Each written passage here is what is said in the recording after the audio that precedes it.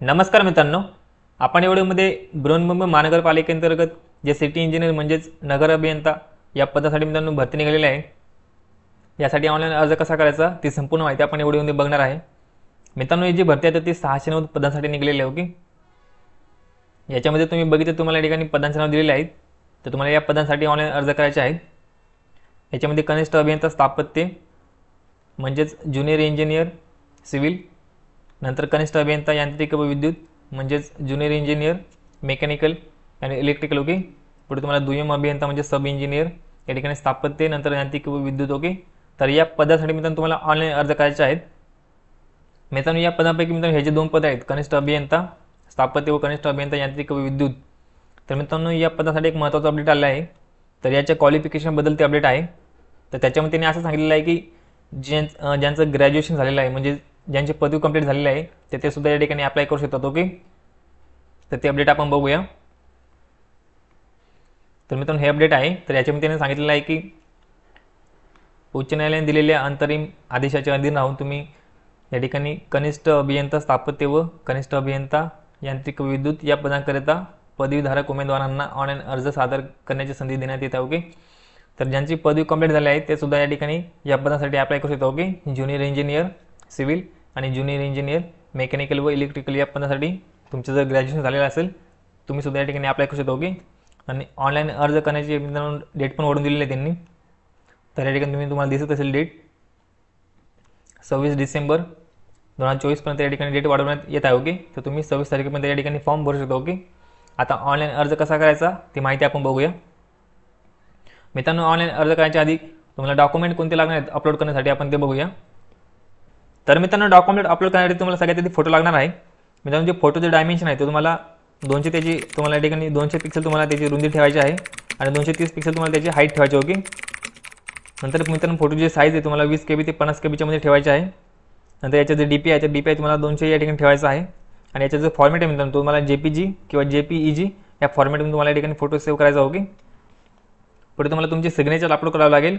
तर तुम्हाला तुमची सिग्नेचर आहे ती तुम्हाला व्हाईट पेजवरती तुम्हाला ब्लॅक पेनने करायची। ओके, व्हाईट पेजवरती ब्लॅक पेनने या ठिकाणी तुमची सिग्नेचर केल्यानंतर तुम्हाला त्याचं जे डायमेन्शन आहे तर डायमेन्शन तुम्हाला त्याची रुंदी जी आहे ते तुम्हाला 140 पिक्सल ठेवायची आहे आणि त्याची हाईट जी आहे तुम्हाला 60 पिक्सल ठेवायची। ओके, नंतर याची जी साईज आहे मित्रांनो ते तुम्हाला 10 KB ते 20 KB मध्ये ठेवायचे आहे। पुढे DPI तुम्हाला या ठिकाणी 200 ठेवायचा आहे। नंतर याचा फॉर्मॅट आहे मित्रांनो तुम्हाला JPG किंवा JPG तुम्हाला ठेवायचा। ओके, तर अशा पद्धतीने तुम्हाला या ठिकाणी तुमची सिग्नेचर सेव्ह करून ठेवायची आहे। पुढे तुम्हाला तुमचा लेफ्ट थंब या ठिकाणी अपलोड करावा लागेल। तो तुम्हाला व्हाईट पेजवरती द्यायचा आहे।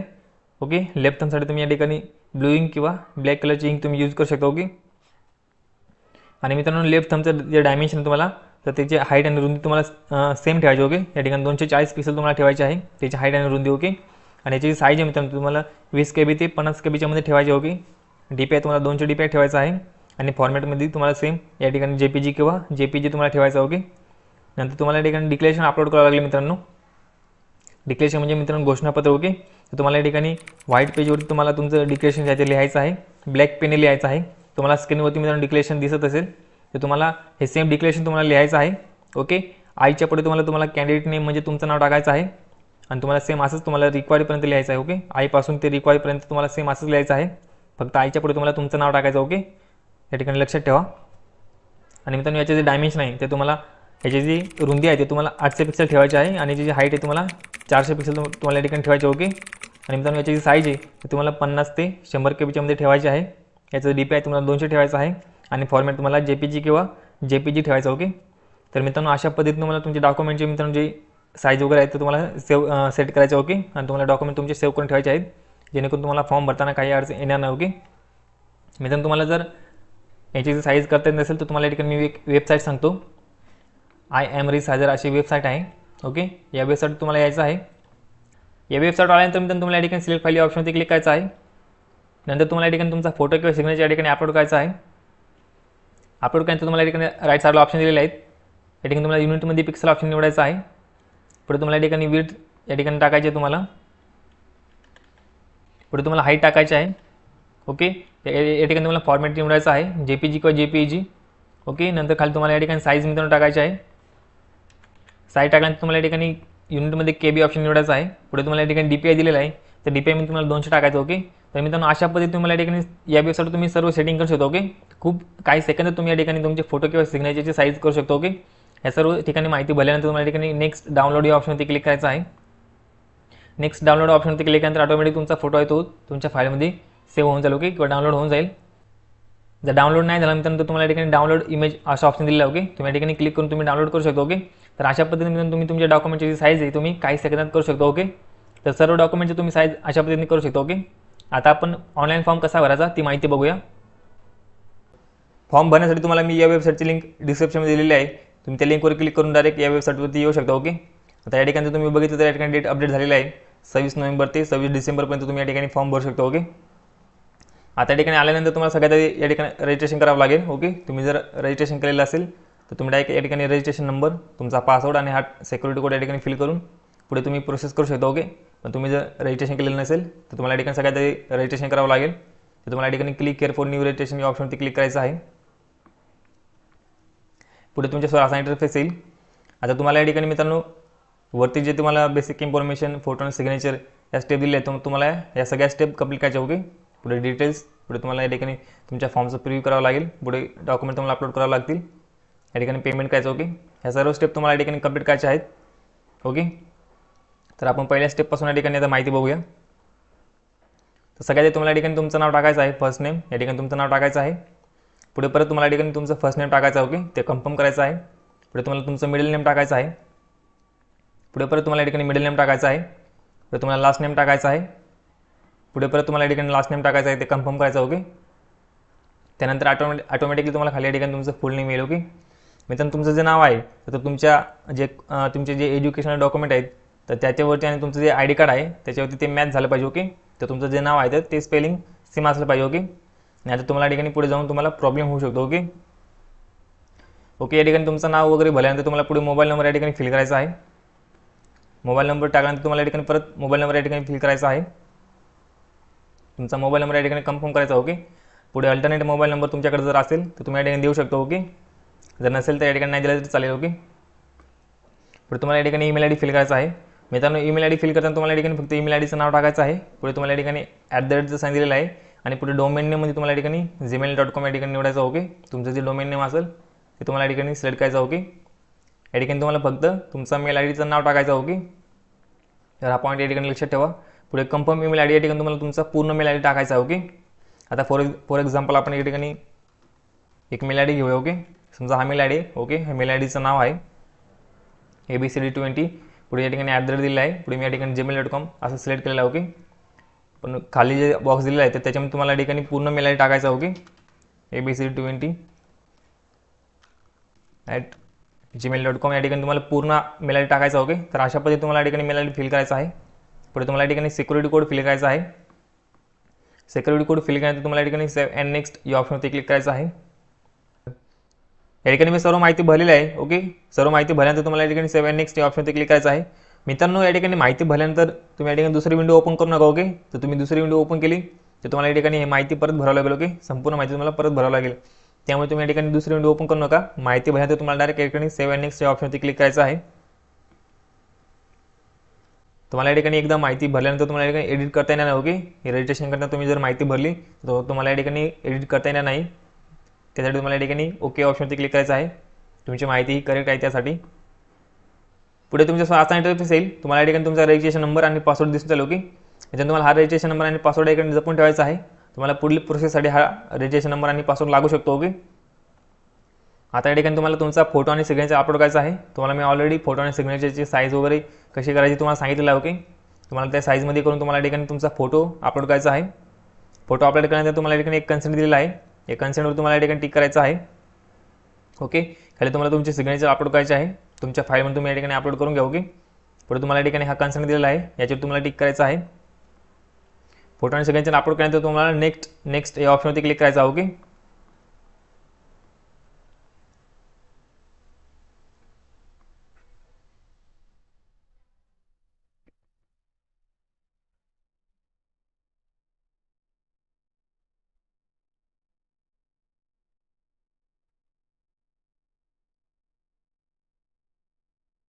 फोटो आणि सिग्नेचर अपलोड केल्यानंतर तुम्हाला या ठिकाणी नेक्स्ट या ऑप्शनवरती क्लिक करायचं आहे.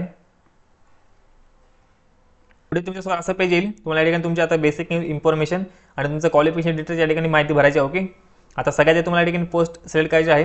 आता या ठिकाणी तुम्ही जर क्लिक केलं तर तुम्हाला या ठिकाणी 4 पोस्ट दिसेल. ओके, आता जे ज्युनियर इंजिनियर सिव्हिल आणि ज्युनियर इंजिनियर मेकॅनिकल आणि इलेक्ट्रिकल या पदांसाठी मित्रांनो ज्यांची डिग्री कंप्लीट झाली आहे ते सुद्धा या ठिकाणी अप्लाय करू शकतात. ओके, तर तुम्हाला या ठिकाणी पोस्ट सिलेक्ट करायची आहे. पुढे तुम्हाला या ठिकाणी कॅटेगरी सिलेक्ट करायची आहे. तुम्हाला या ठिकाणी तुमची कोणती कॅटेगरी आहे ती कॅटेगरी तुम्हाला या ठिकाणी सिलेक्ट करा. पुढे तुम्हाला कोणत्या कॅटेगरीमध्ये या ठिकाणी अप्लाय करायचं आहे ती कॅटेगरी तुम्ही या ठिकाणी सिलेक्ट करा.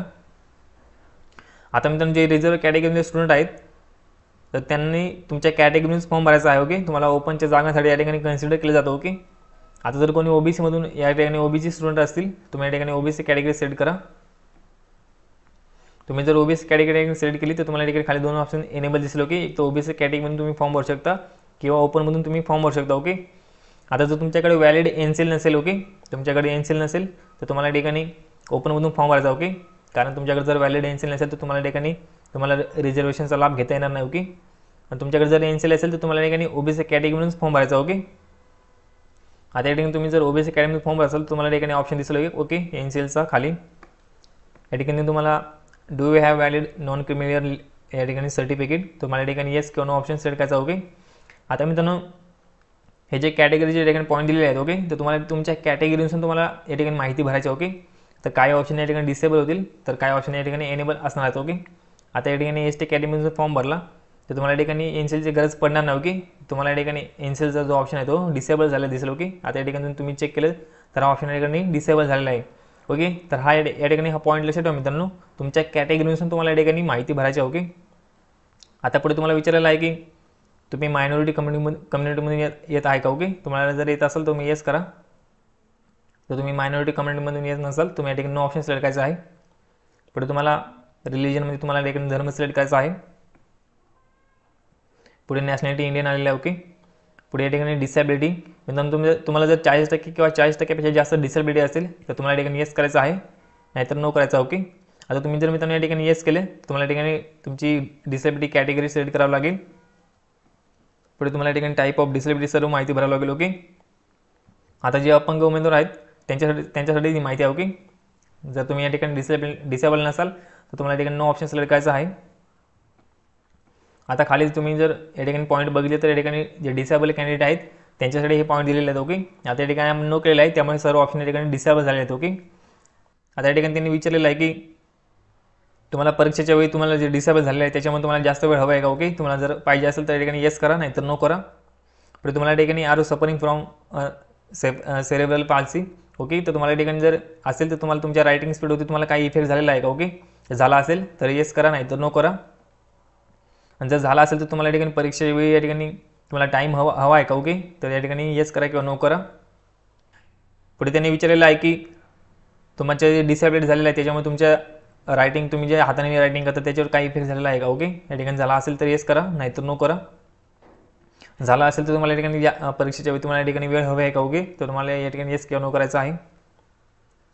पुढे त्यांनी विचारलेलं आहे की do you intend to use services of scribe. Okay, तुम्हाला या ठिकाणी जर परीक्षेच्या वेळी एखाद्या लेखकाची गरज पडली तर तुम्हाला या ठिकाणी येस किंवा नो ऑप्शन सिलेक्ट करायचा. ओके, तुम्हाला जर गरज पडत असेल तर तुम्हाला या ठिकाणी येस करायचं आहे नाहीतर नो करायचं आहे. पुढे त्यांनी विचारलेलं आहे की are you existing employ of BMC. तर तुम्ही BMCचे मित्रांनो एम्प्लॉय असाल तुम्हाला या ठिकाणी येस करायचं आहे नाहीतर नो ऑप्शन सिलेक्ट करायचं आहे. ओके, पुढे त्यांनी विचारलेलं आहे की are you applying under woman reservation. Okay, आता जे फिमेल कॅन्डिडेट आहेत ओके ज्या महिला उमेदवार आहेत तर त्यांनी सगळ्यांनी या ठिकाणी येस करायचं. ओके, आता सगळ्यांना पॅरल रिझर्वेशन असल्यामुळे तुम्हाला या ठिकाणी येस ऑप्शन सिलेक्ट करायचं आहे.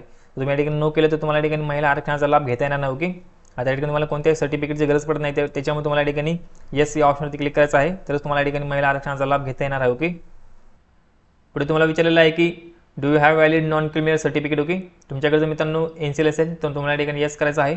पुढे तुम्हाला सर्टिफिकेट नंबर या ठिकाणी फिल करावा लागेल.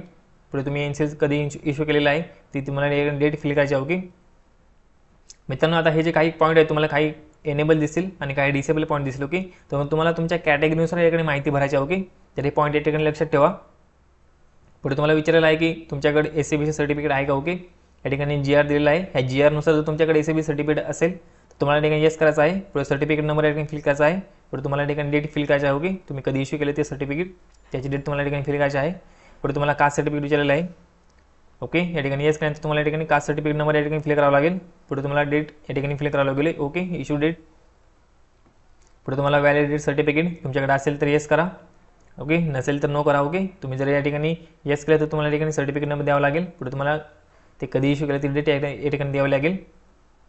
मित्रांनो, तुमच्याकडे कास्ट व्हॅलिडिटी नसेल तर तुम्हाला या ठिकाणी नो ऑप्शन सिलेक्ट करायचा. ओके, या ठिकाणी कंपल्सरी आहे. ओके, तुम्ही जॉईनिंग नंतर तुम्ही या ठिकाणी 6 महिन्याच्या तुम्ही हे जे सर्टिफिकेट आहे तुम्ही देऊ शकता. ओके, तर हा पॉईंट या ठिकाणी लक्षात ठेवा.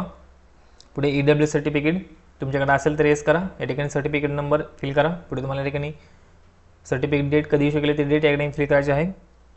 पुढे तुम्हाला विचारलेलं आहे की या ठिकाणी स्पोर्ट रिझर्वेशन तुम्हाला घ्यायचं आहे का. ओके, तुम्ही जर स्पोर्टमधून अप्लाय करत असाल तर तुम्हाला या ठिकाणी येस ऑप्शन सिलेक्ट करायचं आहे. ओके, येस ऑप्शन सिलेक्ट केल्यानंतर तुम्हाला या ठिकाणी तुमच्याकडे मित्रांनो तुमच्याकडे विभागीय उपसंचालक यांचं सर्टिफिकेट असणं गरजेचं आहे. ओके, तुमच्याकडे असेल तर तुम्हाला या ठिकाणी येस करायचं आहे, नाहीतर या ठिकाणी नो ऑप्शन सिलेक्ट करायचं. ओके, असेल तर या ठिकाणी माहिती भरून द्या. या ठिकाणी सर्टिफिकेट नंबर, पुढे सर्टिफिकेट तुम्हाला कधी भेटलं ती डेट या ठिकाणी फिल करायची आहे. पुढे are you an ex serviceman. Okay, तुम्ही जर असाल तर येस करा, या ठिकाणी नसाल तर नो करा. ओके, जर पुढे डिसेबल एक्स सर्व्हिसमॅन. ओके, तुम्ही जर असाल तर येस करा, नाहीतर नो करा. जर तुम्ही असाल तर तुम्हाला या ठिकाणी जॉईनिंग डेट या ठिकाणी द्यावी लागेल. ओके, पुढे तुम्हाला रिलिव्हिंग डेट पण तुम्हाला द्यावी लागेल. ओके, तुम्ही कधी सोडलं ती डेट तुम्हाला या ठिकाणी द्यावी लागेल. पुढे तुम्ही सर्व्हिस किती महिने केली तुम्हाला या ठिकाणी महिन्यामध्ये द्यावी लागेल. ओके, पुढे तुम्हाला ऑर्फन रिझर्वेशन बद्दल माहिती विचारलेली आहे. तुम्ही जर अनाथ असाल तर तुम्ही या ठिकाणी येस करा. ओके, आता मित्रांनो हे जे रिझर्वेशनचे मित्रांनो या ठिकाणी पॉईंट आहेत, तर तुम्हाला जर रिझर्वेशनचा फायदा घ्यायचा असेल तर तुम्हाला या ठिकाणी तुमच्याकडे सर्टिफिकेट असणं गरजेचं आहे. ओके, तुम्हाला डॉक्युमेंट व्हेरिफिकेशन वेळेस हे सर्टिफिकेट लागू शकतात. ओके, तर तुमच्याकडे असेल, तुम्ही याच्यामध्ये जर येत असाल, या ठिकाणी कोणतंही रिझर्वेशन असो तुम्ही जर त्याच्यामध्ये येत असाल तर तुमच्याकडे सर्टिफिकेट असणं गरजेचं आहे. ओके, तर तुम्हाला या ठिकाणी येस करायचं आहे, नाहीतर नो ऑप्शन हा सिलेक्ट करायचा. ओके, तुम्ही जर या ठिकाणी ऑर्फन रिझर्वेशन फॉर्म भरत असाल तर तुम्हाला या ठिकाणी त्याची सब कॅटेगरी या ठिकाणी सिलेक्ट करावं लागेल. पुढे तुम्हाला ऑर्फन सर्टिफिकेट नंबर या ठिकाणी द्यावा लागेल. पुढे तुम्हाला ते सर्टिफिकेट तुम्ही कधी इश्यू केलं ऑर्फनचं ते इश्यू डेट तुम्हाला या ठिकाणी फिल करावं लागेल. ओके, पुढे डोमासाईल ऑफ महाराष्ट्र. ओके, या ठिकाणी तुम्हाला येस ऑप्शन सिलेक्ट करायचा. ओके, मित्रांनो तुम्हाला या ठिकाणी कंपल्सरी या ठिकाणी येस ऑप्शन सिलेक्ट करावं लागेल. जर तुम्ही या ठिकाणी नो केले तर तुम्ही या ठिकाणी इलिजिबल होणार नाहीत. ओके, तर हा पॉईंट या ठिकाणी लक्षात ठेवा. पुढे तुम्हाला डोमासाईल सर्टिफिकेट नंबर द्यायचा आहे. पुढे डोमासाईल सर्टिफिकेट डेट या ठिकाणी फिल करा. पुढे तुम्हाला विचारलेलं आहे की तुम्ही प्रोजेक्ट अफेक्टेड याच्यामधून जर तुम्हाला रिझर्वेशन घ्यायचं असेल तर तुम्हाला या ठिकाणी येस करायचं आहे. आता प्रोजेक्ट अफेक्टेड म्हणजे या ठिकाणी प्रकल्पग्रस्त जे असतात उमेदवार त्यांच्यासाठी हा पॉईंट दिला आहे. ओके, मित्रांनो तुमच्याकडे सर्टिफिकेट असणं गरजेचं आहे. ओके, तुम्ही जर या ठिकाणी येस केलं तर तुम्हाला या ठिकाणी तुमच्याकडे सर्टिफिकेट असणं गरजेचं आहे. ओके, जर नसेल तर नो करा. पुढचा पॉईंट बघा मित्रांनो, या ठिकाणी अर्थक्वेक अफेक्टेड दिलेला आहे. ओके, तुम्हाला जर याचं रिझर्वेशन घ्यायचं असेल, तुम्ही जर भूकंपग्रस्त उमेदवार असाल तुम्हाला या ठिकाणी येस करायचं आहे, नाहीतर या ठिकाणी नो ऑप्शन सिलेक्ट करायचा. ओके,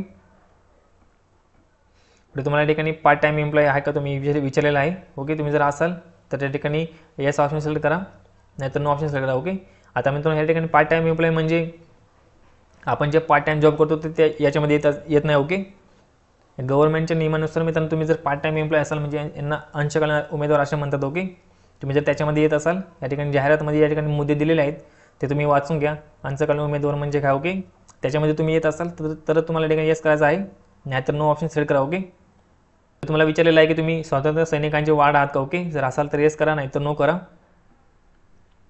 पुढे तुम्हाला विचारलेलं आहे की विवाहित महिलांच्या बाबतीत त्यांचे विवाहपूर्वीचे नाव. ओके, तुमच्या लग्न आधीचे नाव तुम्हाला या ठिकाणी फिल करायचं आहे. आता ज्यांचं लग्न झालेलं आहे मित्रांनो ते तुम्हाला या ठिकाणी तुमच्या जर नावात बदल झालेला असेल तर तुम्हाला या ठिकाणी गॅजेट तुमच्याकडे असणं गरजेचं आहे. ओके, तुम्हाला डॉक्युमेंट व्हेरिफिकेशन वेळेस लागू शकतो. ओके, तर हा पॉईंट या ठिकाणी लक्षात ठेवा. ओके, नाहीतर तुम्हाला पुढे जाऊन प्रॉब्लेम होऊ शकतो, त्याच्यामुळे तुम्ही आताच जे डॉक्युमेंट आहेत ते काढून ठेवा. ओके, पुढे तुम्हाला एक्झामिनेशन सेंटर या ठिकाणी प्रिफरन्स द्यायचा आहे. ओके, तुम्हाला 2 एक्झाम सेंटर या ठिकाणी सिलेक्ट करायचे आहेत. ओके, याच्यापैकी तुम्हाला कोणतेही 2 सिलेक्ट करायचे. ओके, तुम्ही मित्रांनो दोन्ही ठिकाणी एकच सेंटर देऊ शकत नाही. ओके, तुम्हाला वेगवेगळे सेंटर या ठिकाणी द्यावे लागतील. तुम्हाला या ठिकाणी डेट ऑफ बर्थ या ठिकाणी सिलेक्ट करायचे आहे. या ठिकाणी डेट ऑफ बर्थ तुम्ही सिलेक्ट करा, या ठिकाणी डे नंतर मंथ नंतर इयर या ठिकाणी सिलेक्ट करा.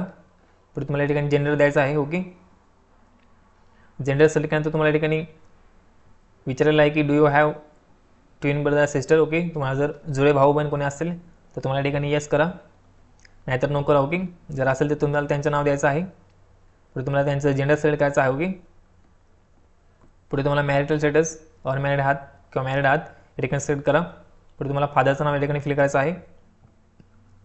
पुढे तुम्हाला मदरचं नाव फिल करायचं आहे.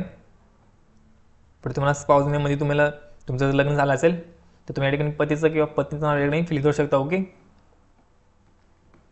पुढे तुम्हाला या ठिकाणी ॲड्रेस फिल करायचा आहे.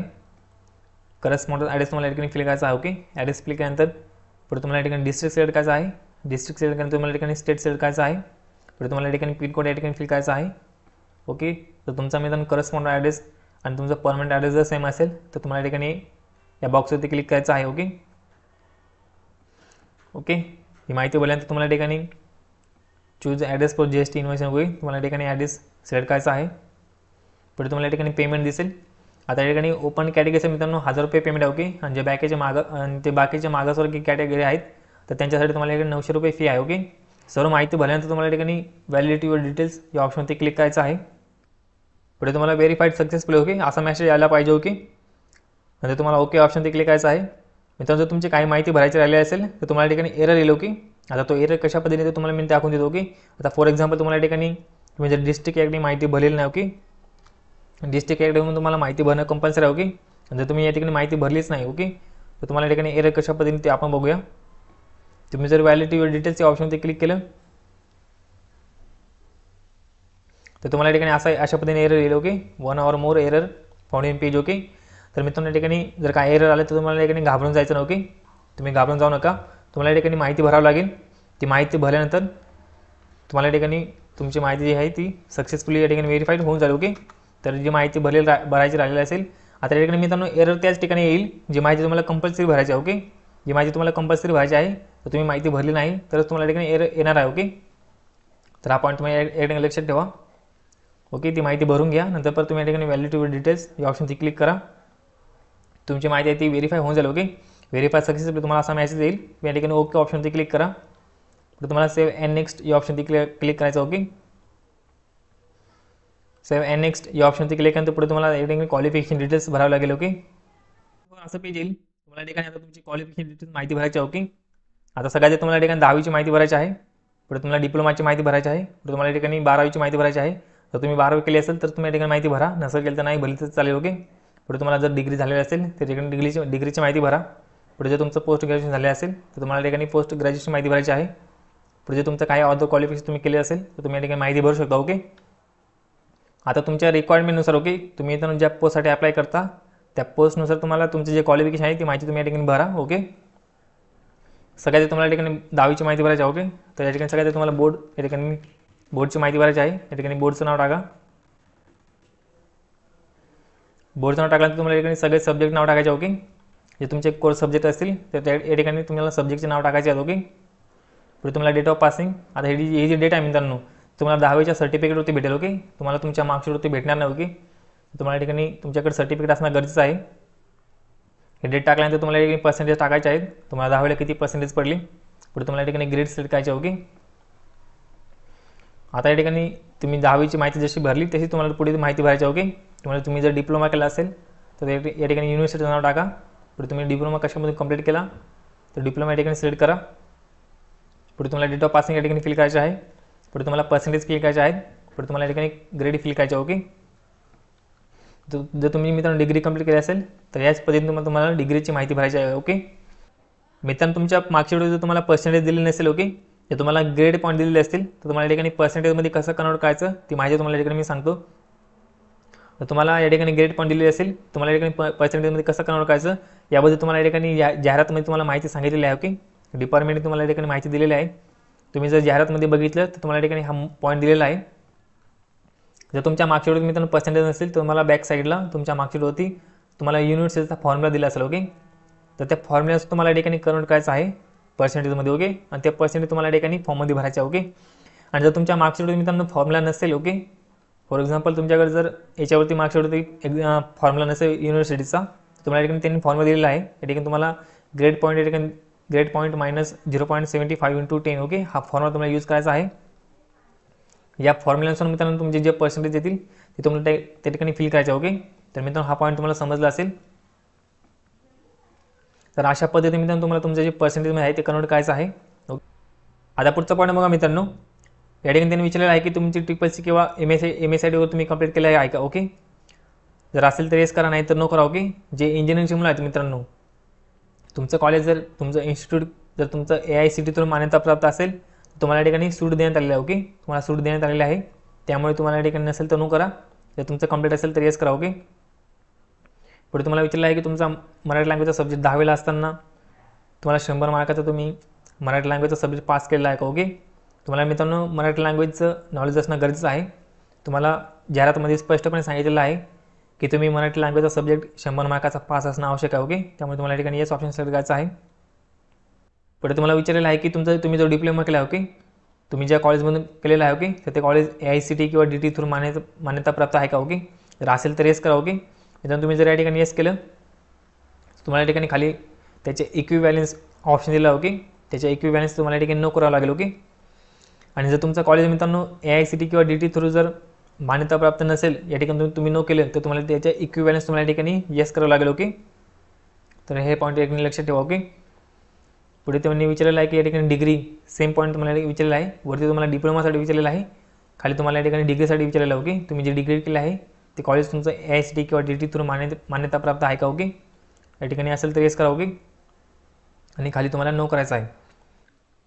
पुढे तुम्हाला विचारलेलं आहे की are you members of engineering institution whose membership is recognize by institution of mechanical engineers. Okay, मित्रांनो तुम्ही जर एखाद्या इंजिनिअरिंग इन्स्टिट्यूशनचे मेंबर असाल, ओके, आणि ते इन्स्टिट्यूशन जर इन्स्टिट्यूशन ऑफ मेकॅनिकल इंजिनियर्स यांच्या थ्रू जर रिकग्नाइज असेल तर तुम्हाला ठिकाणी येस करायचं आहे. ओके, अदरवाईज नो करायचं आहे. पुढे तुम्हाला विचारलं आहे की तुमच्या अगेन्स्ट कोर्टामध्ये एखादी केस वगैरे चालू आहे का. ओके, असेल तर येस करा, नाही तर नो करा. पुढे तुम्हाला लँग्वेज यायच्यात. ओके, तुम्हाला जे लँग्वेज येतात, ओके, जे तुम्हाला रीड करता येतात, ओके, जे तुम्हाला लिहिता येतात किंवा बोलता येतात ते लँग्वेज तुम्हाला ठिकाणी द्यायचे आहेत. या ठिकाणी मराठी, इंग्लिश कंपल्सरी आलेलं आहे. ओके, पुढे तुम्हाला या ठिकाणी हिंदी तुम्ही लँग्वेज देऊ शकता. ओके, तुम्हाला जी लँग्वेज येत असेल ते तुम्ही या ठिकाणी देऊ शकता. पुढे तुम्हाला हे बॉक्स दिले आहेत, या सर्व या ठिकाणी तुम्हाला टिक करायचं आहे. हे सर्व माहिती भरल्यानंतर मित्रांनो तुम्हाला या ठिकाणी सिक्युरिटी कोड दिलेला आहे. हा सिक्युरिटी कोड तुम्हाला या ठिकाणी फिल करायचा आहे. ओके, ही माहिती भरल्यानंतर तुम्हाला ठिकाणी व्हॅलिडिटी व डिटेल्स या ऑप्शनवरती क्लिक करायचं आहे. पुढे तुम्हाला व्हेरीफाय सक्सेसफुली असा मेसेज येईल. ओके, या ठिकाणी तुम्हाला ओके ऑप्शनवरती क्लिक करायचं आहे. पुढे तुम्हाला सेव्ह अँड नेक्स्ट या ऑप्शनवरती क्लिक करायचं आहे. पुढे तुमच्या असा इंटरफेस येईल. आता या ठिकाणी तुमचा संपूर्ण फॉर्म भरून झाला आहे. ओके, तुम्हाला तुमची संपूर्ण माहिती मित्रांनो चेक करून घ्यायची. ओके, संपूर्ण फॉर्म मित्रांनो नीट चेक करून घ्या. ओके, तुम्हाला एडिट करता येणार नाही, त्यामुळे जर तुमची माहिती चुकली असेल तर तुम्हाला या ठिकाणी खाली ऑप्शन दिलेला आहे. ओके, तुमची मित्रांनो माहिती चुकली असेल तुम्ही या ठिकाणी बॅक ऑप्शन दिलेला आहे. बॅक जाऊन तुम्ही तुमची माहिती चेंज करू शकता. ओके, मित्रांनो जर तुमची माहिती बरोबर असेल तर तुम्हाला या ठिकाणी आय ॲग्री या बॉक्सवरती क्लिक करायचं आहे. पुढे तुम्हाला हा सिक्युरिटी कोड या ठिकाणी फिल करायचा आहे. सिक्युरिटी कोड फिल केल्यानंतर तुम्हाला या ठिकाणी कंप्लीट रजिस्ट्रेशन या ऑप्शनवरती क्लिक करायचं आहे. मित्रांनो तुम्ही एकदा का कंप्लीट रजिस्ट्रेशन ऑप्शनवरती क्लिक केलं तर तुम्हाला कोणत्याही पद्धतीने या ठिकाणी माहिती एडिट करता येणार नाही. ओके, त्याच्यामुळे तुमचा फॉर्म तुम्ही नीट चेक करून घ्या. जर संपूर्ण माहिती बरोबर असेल तरच तुम्हाला या ठिकाणी कंप्लीट रजिस्ट्रेशन ऑप्शनवरती क्लिक करायचं. ओके, या ठिकाणी क्लिक केल्यानंतर तुम्हाला या ठिकाणी ओके ऑप्शनवरती क्लिक करायचं आहे. पुढे तुम्हाला परत ओके ऑप्शनवरती क्लिक करायचं आहे. पुढे तुम्हाला या ठिकाणी लेफ्ट थंब इम्प्रेशन आणि हँड रिटन डिक्लेरेशन अपलोड करायचं आहे. तुम्हाला मी ऑलरेडी सुरुवातीला सांगितलं आहे. ओके, ते कशा पद्धतीने मित्रांनो त्याची साईज वगैरे करायची आहे ते तुम्हाला मी सांगितलं आहे. तुम्हाला या ठिकाणी अपलोड करायचं आहे. तुम्ही तुमच्या फाईलमधून या ठिकाणी अपलोड करून घ्या. अपलोड केल्यानंतर तुमच्यासमोर असा इंटरफेस येईल. तुम्हाला या ठिकाणी ओके ऑप्शनवरती क्लिक करायचं आहे. अशाच पद्धतीने मित्रांनो तुमचं जे हँड रिटन डिक्लेरेशन आहे ते डिक्लेरेशन तुम्हाला अपलोड करायचं आहे.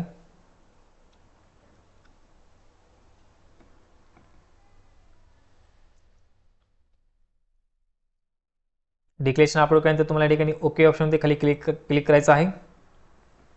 मित्रांनो हे जे मित्रांनो फाईल आहेत, ओके, तर ह्या फाईलचं मित्रांनो नाव देताना त्याच्यामध्ये तुम्ही स्पेस देऊ नका. ओके, त्याच्यामध्ये तुम्ही स्पेस असेल तर या ठिकाणी फाईल अपलोड होणार नाही. ओके, त्याच्यामुळे तुम्ही मध्ये स्पेस देऊ नका. ओके, जसं की या ठिकाणी लेफ्ट थंब आणि डिक्लेरेशन असं मी नाव दिलेलं आहे. ओके, तर याच्यामध्ये मी कोणत्याही प्रकारचं या ठिकाणी स्पेस दिलेलं नाही. ओके, तर अशाच पद्धतीने तुम्हाला तुमच्या फाईलचं नाव या ठिकाणी सेव्ह करून ठेवायचं आहे. ओके, डॉक्युमेंट अपलोड केल्यानंतर तुम्हाला या ठिकाणी सेव्ह अँड नेक्स्ट या ऑप्शनवरती क्लिक करायचं आहे. पुढे तुम्हाला ओके ऑप्शनवरती क्लिक करायचं आहे.